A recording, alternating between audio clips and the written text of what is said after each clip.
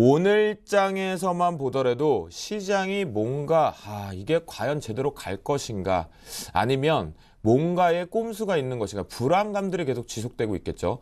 또는 오후장에서 엄한 부정적인 이슈들이 만들어지면서 시장에서 공포를 조금 자극하는 상황이 좀 왔었습니다. 과연 오늘장 우리가 짚고 넘어가야 될 이슈앤토크의 주제가 무엇인지 바로 지금 확인해 보도록 하겠습니다.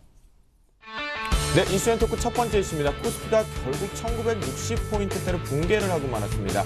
외국인들 셀코리아 언제까지 그리고 진정은 과연 될 수 있을까요? 두 번째 이슈입니다. 방송사와 금융사 간의 동시다발 전산망이 마비되었죠. 오후장에 발생이 됐는데요.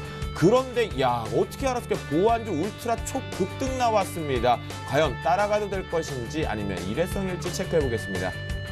세 번째 이슈입니다. 일자리주가 또다시 정부의 추경예산 편성 최우선 소식에 들썩거렸는데요.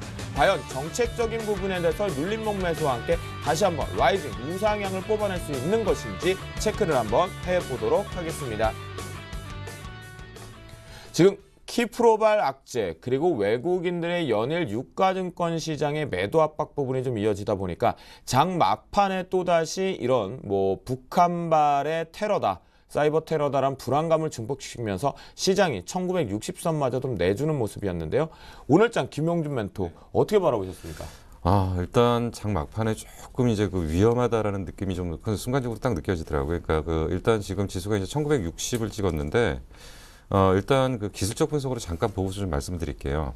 지금 차트를 보시면은 지금 여기다 이제 빨간 선을 하나 걸었는데 이게 이제 중장기 이동평균선입니다. 중장기 이동평균선인데 만약에 여기가 이탈하게 되면 이제 이 라인이 이제 추세 돌파를 하기 전까지는 상당히 어려운 자리다. 그렇기 때문에 이제 추가적으로 하락을 한다면 조금 장이 어렵게 될 가능성이 있다. 물론 코스닥은 이거보다 좀 상황이 좋아서 코스닥은 아직은 괜찮은데 거래소가 조금 위험수에 와 있는 것 같습니다. 결국 이제 1960 을 오늘 내줬기 때문에 결국 추가적인 하락은 어차피 불가피할 상황으로 좀 판단이 되고요. 그리고 일단 오늘 하락의 배경에서는 결국은 외국인들이 공격적으로 매도를 했지만 실질적으로는 파생과 연결된 어떤 그런 쪽에서 결국 이제 선물이 주식을 흔드는 웹도덕 현상의 전형적인 모습이라고 일단 보입니다. 근데 과연 이제 문제는 뭐냐면 여기서 이제 추가적인 하락폭은 굉장히 제한되겠지만은 만약에 여기서 이탈을 하게 되면 돌아오는데 좀 시간이 걸릴 거란 얘기고요.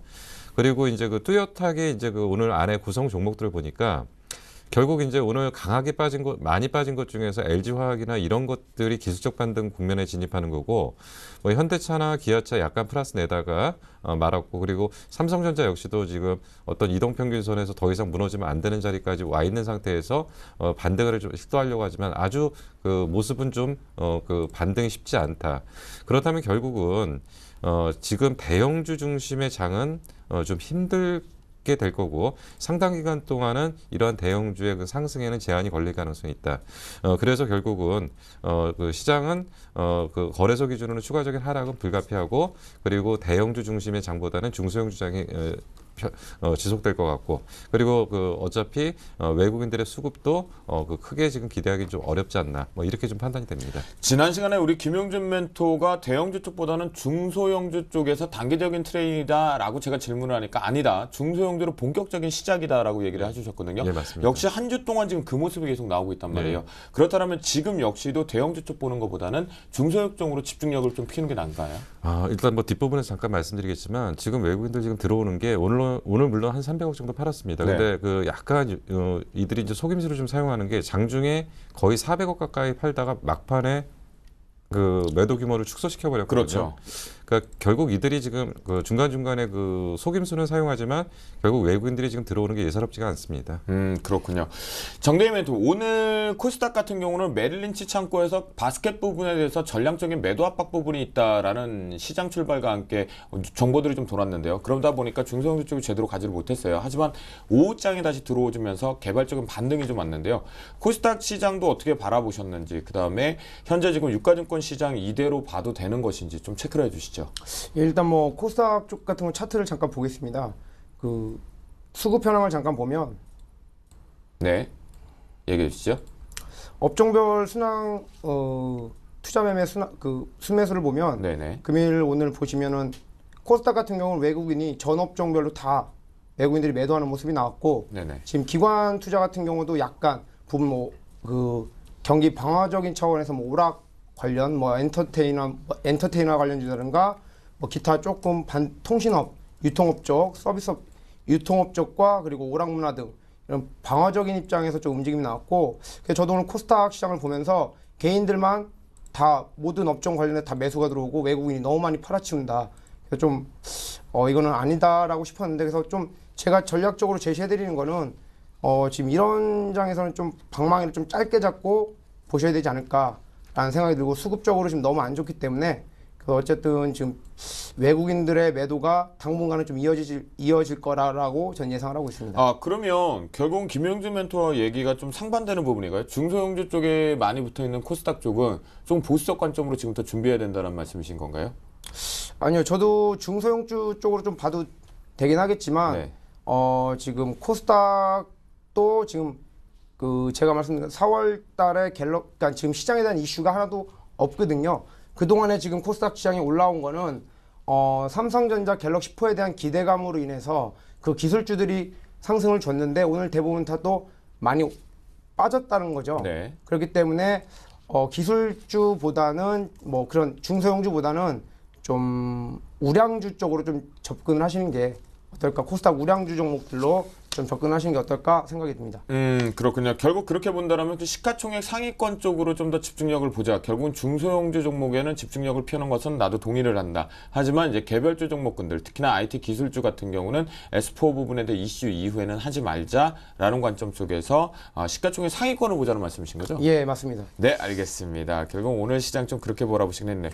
근데 두 분한테 좀 여쭤보고 싶은 게 있어요. 오늘 우리나라 시장 자체가 사실 오후장 모습에서 조금 뭔가 이제 시장이 본격 조정 징후 자체도 살짝 보였단 말이죠. 김영주 멘토 어떻게 네. 생각하시나요? 말씀드린 것처럼 그 대형주는 이미 조정이 이제 시작이 됐고요. 네. 그 조정을 확인해주는 자리였다라고 보는 거고요.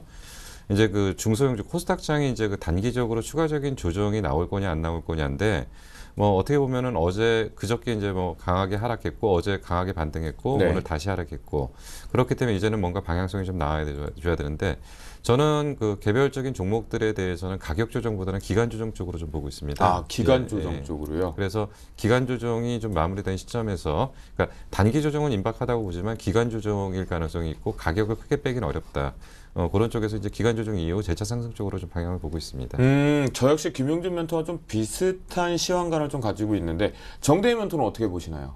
저는 지금 이렇게 지금 뭐 키프로스라든가 이런 그 대변수라든가 이런 악재가 해결이 되지 않으면 기간 조정보다는 저는 좀 가격 조정이 좀 심하게 들어오지 않을까라는 생각을 가져갑니다. 아, 결국은 기간 조정과 가격 조정 부분, 결국은 두 분이 동의했던 것은 시장이 조정이 시작되는 것이다 라고 생각하는데요. 김도영 MC 같은 경우는 지금 부분에 대해서 시장이 하방 쪽을 압박을 좀 줄 수밖에 없는 이유는 결국 풋옵션 쪽에 행사될 수 있는 가격대의 상품들이 지금 아직 상장이 안 됐다는 겁니다. 즉 저희들이 라이브 방송에 은어적인 표현을 쓰다라면 풋옵션에 애기들이 만들어져야 되는데 애기들이 아직 부족하다라는 거죠. 그 작업은 아닐까요, 김영주 멘토? 풋옵션의 행사 종목군들이 좀 더 증가시키기 위한 꼼수는 아닐까요? 그렇게 보기보다는 네. 어쨌든 간에 뭐 방향성을 역행하지 못하겠죠. 이제 일시적으로 방어는 할 수 있겠지만 근데 그거보다는 그동안의 상승에 대한 어떤 차익 욕구들 이런 쪽이 좀 강할 것 같고 거기에 이제 명분을 줬다는 거죠. 이번에. 결국 예. 그러면은 해외 증시의 이격 좁히기 고정 속에서 우리나라도 핑계거리를 만들면서 기간 조정으로 보신다. 예. 네, 알겠습니다. 오늘 외국인들이 오늘만 해도 또다시 4천억 가까이 순매도세가 좀 지속되고 있었습니다. 결국은 이게 이제 5일째 셀코리아 기조를 좀 보여주고 있는데 김영주 멘토가 아까 얘기하셨던 부분에서 이제 추가적인 부연 설명이 좀 필요할 것 같은데요. 결국 이것이 차익 실현 욕구 부분이 일부 발생됐다. 근데 이 변심 배경이 있을 것 같단 말이죠. 갑자기 지금 와서 하는 이유가 뭘까요? 일단 지금 이제 시장을 크게 두 시장으로 나눠 본다면, 그러니까 세상에 존재하는 시장을 딱 두 개로 나눠서 본다면, 이머징 마켓과 그러니까 선진국 시장이라고 두 개로 나눠보고 만약에 본다면요, 지금 최근에 선진국 시장은 잘 올라가요.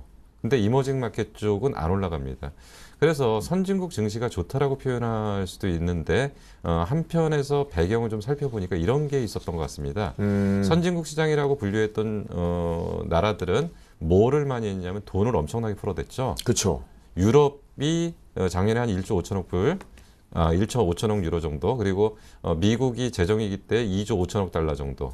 뭐 사실 어마어마한 돈들입니다. 거기다가 이제 그 일본의 모 씨는 그 발권력을 동원해서 경기를 부양하겠다는 어마어마한 발상들을 하고 있고요. 네. 근데 특징은 뭐냐면 돈을 풀어낸 나라들은 주가가 올라갔고요. 돈을 안 푼 나라들은 주가가 안 올라갔다는 얘기죠.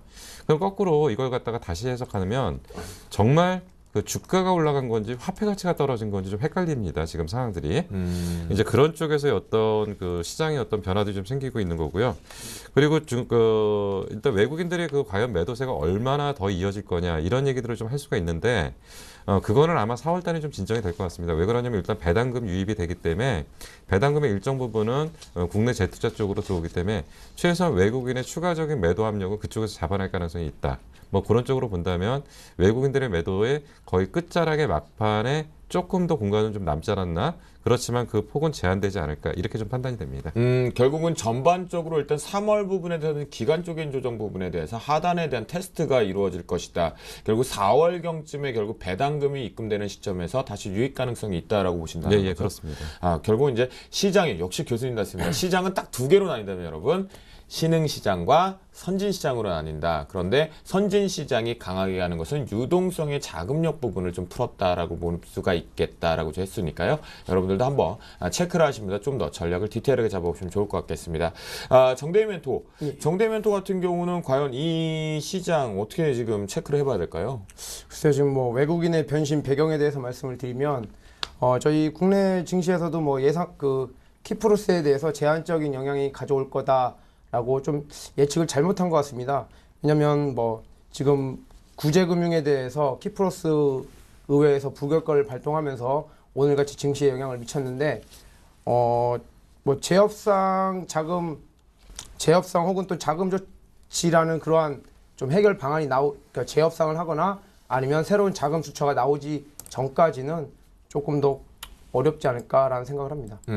결국은 키프로스 부분의 구제금융 자체가 이제 시장의 조정빌미라는 이벤트성은 분명히 있다. 그래서 좀 조심하자라는 정대희 멘토의 의견인 것 같습니다. 그런데 우리 시청자분께서요, 지금 저희가 방송을 하기도 전부터 콱 찍어서 연락을 좀 주셨습니다. 시청자분께서 주성 엔지니어링에 대한 얘기를 좀 하고 있는데요. 요즘 최근에 중기청장 부분에 이제 사퇴를 했고 나는 제대로 된 경영인이다. 우리 회사를 살리겠다라면서 하는 모습 속에서 주성 엔지니어링 최근에 시장이 좀 이슈가 되고 있는 것 같은데요. 우리 김용준 교수님 확실하고 언급을 좀 해주십시오라고 말씀을 해주셨는데요. 현재 지금 비중 부분과 현재 6,400원대에서 비중 40% 들어가셨는데요. 추가 매수 가능한지 여부를 김용준 멘토님 좀 콕콕 집어서 설명해 주세요라고 해주셨거든요. 자, 어떤가요? 예, 일단 주성 엔지니어링이라는 회사가 여지까지 흘러왔던 것들을 좀 잠깐 지켜보면요. 사실 기술력이나 이런 부분에서는 그 타의 추정을 불허하는 엄청난 기술력을 갖고 있었던 회사 중에 하나인데 사실 제대로 시장에서 가치를 반영을 못했던 부분들이 좀 있었고요. 그리고 주성 엔지니어링이 이렇게 주가가 하락하고 안 좋아질 수밖에 없었던 게 주성 엔지니어링이 LCD 그 장비 쪽을 집중하다가 LCD 시장이 이제 급격하게 안 좋아지면서 결국 이들이 어디로 돌았냐면 태양광으로 돌았었죠. 그래서 태양광 장비, 그러니까 태양광 장비라는 건 보통 이제 태양광 발전소를 만드는 장비들인데 발전소 장비를 풀 세트로 납품할 수 있는 업체 중에 유일한 데입니다. 거의 국내에서요. 그래서 만약에 태양광 시장이 열리기만 했었으면 그리고 발전 장비가 들어갔었으면 아마 주성 엔지니어링은 엄청난 상황이 벌어졌을 거고요.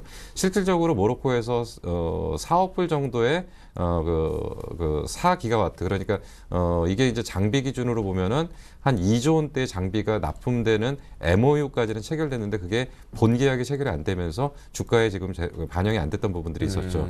그러면서 이제 태양광 시장 안 좋고 LCD 시장 안 좋은 상태에서 최근에 이슈가 됐던 부분들은 결국 이제 OLED 장비. 그러니까 결국 이 회사의 기술력은 어느 쪽으로든지 적용이 가능하기 때문에 약간만 돌리면 다 적용이 되는 쪽인데 이제 최근에 이제 OLED 장비가 납품될 거다라고 하면서 바닥을 확인했고요.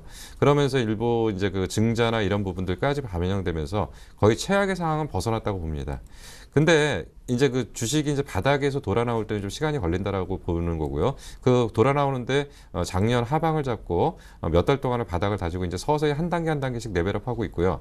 그리고 최근에 이제 약간은 이런 종목들이 이제 그 어떤 분위기에 휩쓰여서, 그러니까 주성 엔지니어링 사장님이 뭐를 한대더라 해갖고 반짝했던 거는 결국 주가에서는 흔들리는 작업이었는데, 전체적인 그 방향은 이제 위쪽으로 서서히 준비를 하고 있고요. 그리고 턴을 할 수 있는 회사다.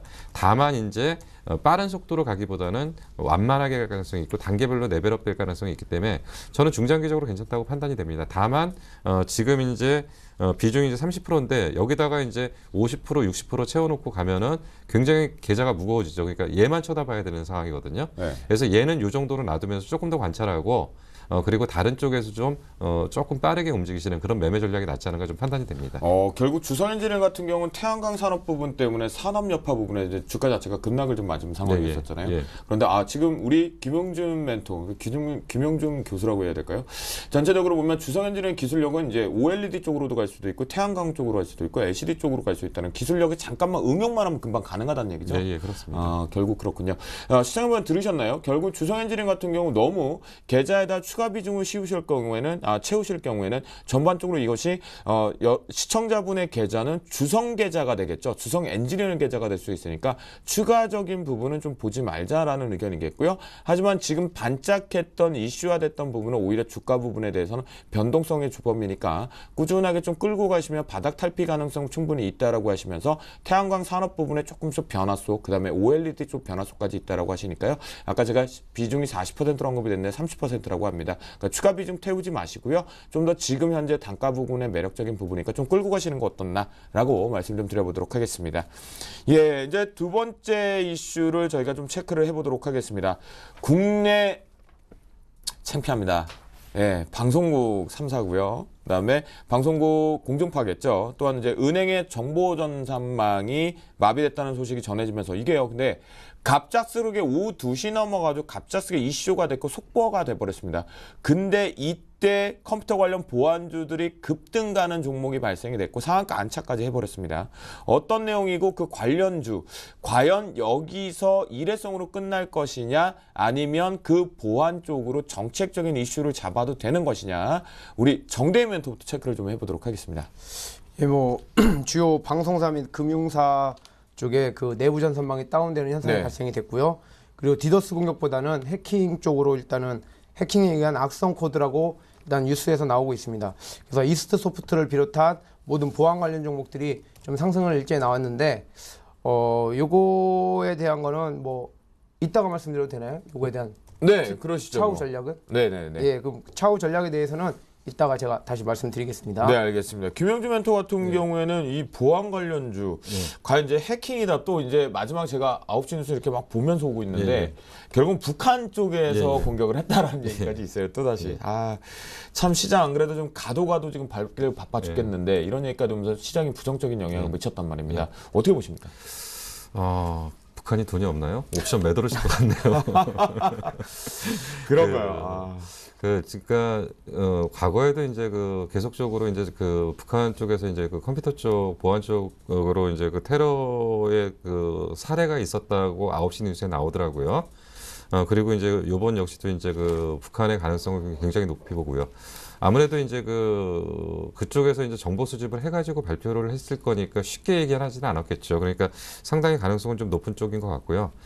저번에도 한번 말씀드린 것처럼 이제 그 북한 관련한 그 지정학적 리스크가 계속 나오면서 결국 장이 일시적으로 출렁출렁 할 수는 있지만은 뭐 결국은 우리의 기술력이 그들에게 뭐 그렇게 뒤지지 않을 것 같기 때문에 결국 일단 공격이 들어온다면 방어는 할 수 있을 거고요. 역으로 공격을 한번 해야 될까요? 그쪽을? 그러니까요. 저희가 충분히 할 필요도 있을 것 같은데요. 근데 여기서 우리가 잠깐 이 생각을 좀 해봐야 돼요. LG U 플러스 전산망을 통해서 들어왔다라고 지금 얘기를 하거든요. 그러면 정대희 멘토, LG U 플러스한테 단기 악재가 생길 것 같습니까?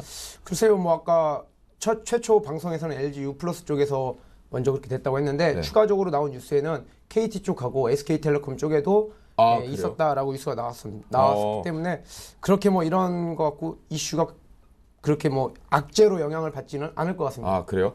그 김영준 멘토는 어떻게 보세요? 통신주 쪽, 이쪽 인터넷 쪽에서 피해를 좀 보는 주가의 하락 모멘텀으로 작용을 할까요? 아니겠죠? 당장은 그러지는 않은데요. 그러니까 통신주 전반적으로 훑어놓고 보면은 이제 그 통신주들이 이제 그 LTE 이후 더 이상 대안이 없는 상태에서 이러한 것들이 부분 형성이 된다면 결국 통신주의 전반적인 힘은 점점 약화될 가능성은 있다. 그렇기 때문에 중장기적인 관점에서는 결국은 이게 단기적으로 스쳐 지나갈 내용이 될지 모르지만 중장기적으로 그렇게 좋은 뉴스는 아니다라고 판단이 됩니다. 아, 좋은 뉴스는 아니다. 자, 그러면 알겠습니다. 통신 쪽에서는 좋은 뉴스는 아니다라고 한다면 이 보완주가 과연 이번 건 지난번 농협 사태 이후에 또다시 대개 국가전산망 쪽에 대한 충격이 지금 또다시 더해지고 있단 말이에요. 그럼 분명히 투자자 입장에서는 보완주에 대한 전략을 좀 세워보고 싶을 겁니다. 탑픽 종목도 좀 뽑아주시고 과연 보완주 전략 어떻게 세워야 될까요, 김용주 멘토? 예, 일단 뭐 보완주들 지금 다들 보니까 오늘 좀 상한가 들어온 게 이제 뭐 이스트소프트나 뭐 이런 종목들이 좀 SJ 뭐 이런 것들 그리고 안랩 같은 게 이제 급등을 하는 모습을 보여줬는데 사실 기술력이나 어떤 검증된 회사라고 볼 수 있는 건 이스트소프트하고 안랩 정도겠죠. 그렇죠. 근데 이스트소프트 같은 경우는 이제 알약이라는 거에 대표적인 거고요. 근데 문제는 뭐냐면 이스트소프트가 과거에 이미 보안 관련 하나의 그 큰 모멘텀을 형성했을 때 그때 주가가 굉장히 크게 상승을 했었거든요. 그리고 나서 이제 고점을 찍고 흘러내리다가 요번에 다시 이제 했기 때문에 결국 무슨 얘기냐면 그때 이미 이러한 부분에 대한 주가를 충분히 반영시켜줬기 때문에 요번에 올라올 때는 과거의 고점을 돌파하고 추세적으로 상승하기는 어렵다. 그리고 안랩 역시도 보면은 자체적인 어떤 기업 가치에 의해서 상승했던 것이 아니라 대선 인맥 테마주 결국 안철수 교수라는 그 대주주의 어떤 영향에 따라서 그쵸. 주가가 2만 원 하던 주식이 결국 20만 원까지 올라가는 이런 사태가 벌어지다 보고 그리고 거기서 또 고점을 맞고 빠져나왔다가 이번에 이것 때문에 올라가기 때문에 과연 여기서 올라가 봐야 얼마나 올라갈 거냐. 그렇다면 결국은 보안 관련주 쪽에서의 그 추세적인 상승을 이걸 통해서 보안 쪽의 어떤 부분들이 확대돼서 본격적으로 상승할 수 있는 종목은 없을 거라고 판단이 되기 때문에 결국 단기적인 주가에 영향을 미칠 수 있는 그 재료거리는 되겠지만은 추세적으로 이러한 것들을 전면으로 부상시킬 수 있는 그런 종목군은 형성되기가 좀 어렵지 않은가 좀 판단이 됩니다. 결국은 일시적인 이벤트일 뿐이다. 추가적인 반등 가게는 고점을 탈환하기는 어렵다. 예. 추세가 우상이 어렵다라는 것인 예, 거죠. 그럽니다. 그러면 결국 탑픽 종목이 안랩이나 이스트소프트이긴 하지만 예. 신규적으로 접근할 필요는 없다라는 말씀이신 예, 거죠. 예. 오히려 가지고 계신 분들은 이 기회를 이용해서 잘 팔고 나오셔야 될 필요가 좀 있다. 아, 가지고 보유하고 계신 분들은 오히려 현금화 전략으로 단기 급등에 대해서 빠져나오자라는 전략에 좀 부정적인 의견을 좀 주셨는데요. 정대희 멘토는 이 보완주 전략 어떻게 세워보시나요? 예, 뭐 단기 오늘 이슈만 놓고 봤을 때는 보안 관련주들이 단기적인 뭐 상승은 나오겠지만 추가적으로 상승하기는 어렵다고 봅니다. 저도.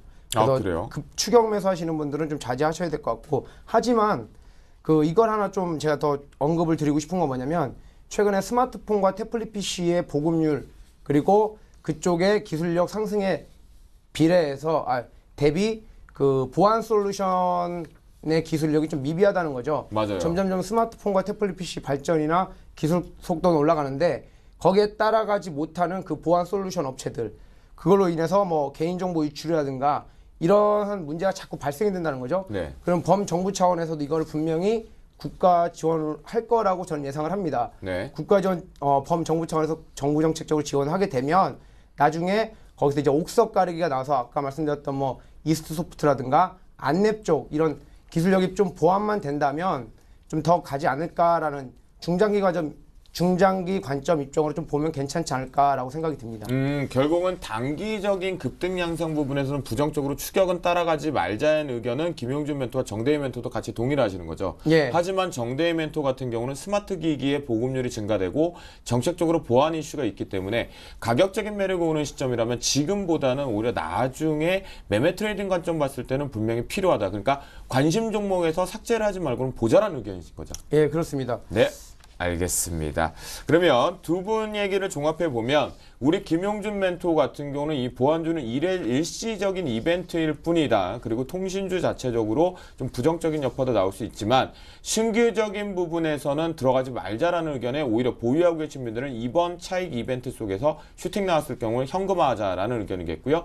정대희 멘토 역시도 비슷한 의견이긴 하지만 보안 관련된 스마트 기기 쪽에 대해서 보안 쪽에 대한 정책적인 이슈가 있을 수 있기 때문에 현재의 추격 매수는 자제하지만 관심 종목에 집어넣고 트레이딩 관점 저점에 언제 잡아볼까를 노려보자라는 의견인데요. 결국 그 노리는 맥점의 타이밍은 우리 정대희 멘토가 주식 승천을 통해서 잡아주지 않을까라는 기대를 해보게 됩니다. 마지막으로 이제 세 번째 이슈 좀 알아보도록 하겠습니다. 정부가 10조 원 안팎 규모 추가 경정 예산을 편성하겠다라는 부분을 언급이 됐는데요. 여기서 결국 지난번에 여러분들 그런 얘기 들으셨습니까? 보통 정권이 생기고 나서 2월 25일 날 발생이 되기 때문에 그 여파 속에서 이 정책적인 이슈가 종목군들로 3월, 4월부터 움직이기 시작하거든요. 첫 번째 최우선 과제 결국 또다시 일자리 창출이었단 말이죠. 김영준 멘토. 과연 관련주들 오늘 역시도 동반해서 좀 강한 모습이었는데요. 반짝하는 모습이었는데 전망 어떻게 보시나요? 일단은 그 추가 예산이 10조 원이 편성된다는 얘기가 거의 확실할 것 같습니다. 네, 이제. 그러니까요. 예. 그리고 이제 그쪽이 이제 주로 일자리 창출 쪽으로 가는데 일자리 창출 쪽이라기보다는 정확하게 표현하면 경기 부양 쪽이고 경기 부양을 통해서 거기서 새로운 일자리를 찾아내겠다는 게 기본 골격이겠죠. 네. 근데 이제 오늘 올라왔던 거는 뭐가 올라왔냐면 고시학원하는 웰비스 그리고 취업 포털 사이트인 뭐 사람인 HR 뭐 이런 것들이 올라왔거든요. 근데 결국 이 사람들이 이 취업 포털 사이트에 회빈해 가지고 회원 가입해서 일자리 찾는 게 몇 개나 될 거며 고시학원 통해서 거기서 열심히 공부해 갖고 취업하는 사람들이 몇 명이나 될까요? 이거는 결국은 지금 이제 신규 일자리 창출의 관련주가 지금 그 국내 증시에 없고 어느 쪽인지 지금 방향을 모른다는 얘기겠죠. 근데 그 지금 이제 신정부가 들어서면서 아마 정책의 방향은 이렇게 나갈 것 같습니다. 결국 경기 부양 쪽의 방향이 나올 거고요. 그리고 이미 과거에 공약에서 내세웠던 전체적인 그림들은 나올 겁니다. 그 그림을 하나씩 완성해 가는 과정에서의 자금 소요를 보기 때문에 저는 오히려 지금부터 그 어떤 정책적인 어떤 이런 식의 방향이 아니라 정말 현 정부, 그러니까 새로운 정부가 지금 밀고 있는 방향들이 어느 쪽인지를 캐치해내서 그쪽의 정책 수혜주들, 정책 수혜주라는 건 정리를 하면 정책의 방향이 결정되고 거기에 따른 자금 집행이 돼서 실질적으로 그쪽을 키우는 쪽. 뭐 그렇다고 한다면 뭐 나왔던 여러 가지 쪽에서의 방향, 그쪽에서 오히려 종목을 찾아야 된다라고 보는 거고 지금 이쪽에 그 뭐 취업 포털 사이트니 아니면 고시학원하는 이런 쪽은 지금 일자리 창출에 관련주로 보기는 좀 어렵지 않은 거 좀 판단이 됩니다. 그러면 김영준 멘토, 네. 국내에는 이 일자리 창출 정책 관련된 관련주는 아예 없다고 봐도 되는 겁니까? 일단 현재 봤을 때 뭐 직접적인 영향을 미칠 수 있는 거는 없다라는 거고요. 이거는 뭔가 이제 그 분위기를 사전에 조성했던 쪽에서 이제 그 이걸 이용해서 한번 매수가 강하게 들어왔던 것 같고 아까 말씀드린 게 분명히 이 10조 원이 사용초가 결정될 거고 그게 IT의 뭐 소프트웨어 제작이라든지 아니면 무슨 컨텐츠를 활성화하는 방향이라든지 이런 쪽에 구체적인 안이 나오면서 거기에 얼마 편성됐을 때 그게 아마 정책의 방향이라는 거죠. 그리고 그게 오히려 일자리 창출의 수혜주가 될 거고요. 저 여기서 딱 순간 생각나는 게 하나 있는데요. 정책적인 이슈도 가장 많은 게 공공기관의 서류를 전산화한다는 작업이 좀 있잖아요. 네. 그쪽 한번 내일부터 집중적으로 레이저 한번 쏴봐야 되지 않을까. 네. 김영준 멘토를 통해 순간 캐치를 했습니다. 정대희 멘토, 과연 이 일자리 관련주들 전망 어떻게 보십니까?